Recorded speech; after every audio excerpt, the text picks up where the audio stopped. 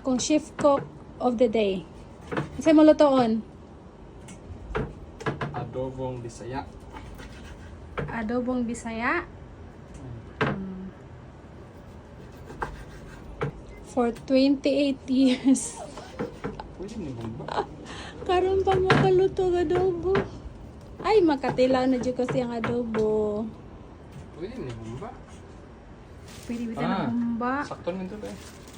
Iwa-iwaan na lang na siya, lab. Kay ato nang ilutuan. Parehas lang. Oh, kay ato na siya i-frozen.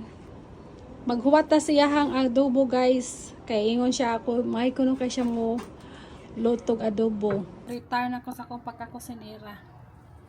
Diba? Kaya na ko bagong kusinero.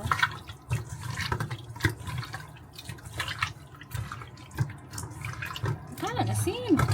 Butang ka. Alam ko.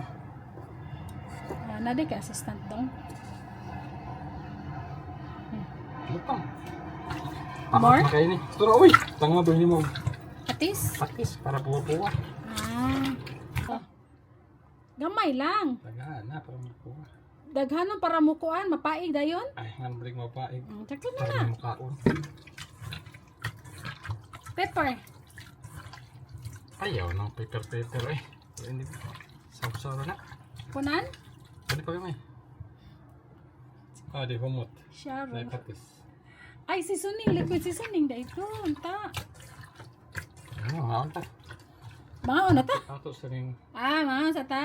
Ato sa na okay.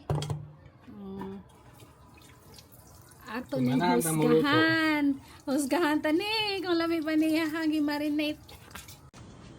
Loto na na, dong. Panahon ko no nato, be. Ooh, kalami. Kapit lang mapain. Ay, Mo bito na ibida rin anang paig-paig. manggod na ni mo giibin og lukuan good. Mo bito na magdaglamin ang paig. Wa ni mo gikuan ba? Uban dag ko, uban gagmay. Kana no. Diba? Mo na na guys, ang iyahang Paig-paig. adobo. Napaig-paig. Nalami-lami. Nalami-lami na na siya. Butangan na daghang sibuyas, bombay. Eho ka sa luto ni pwede na siya. Unya ahos. Ginamay. Pwede ko na ginamay. Oh, kanindot ani. Daghan day Ginamay ba di ganito. po luto? Lami ani. Pwede na rin siya humbaon guys. Why? Ana, thank you for watching.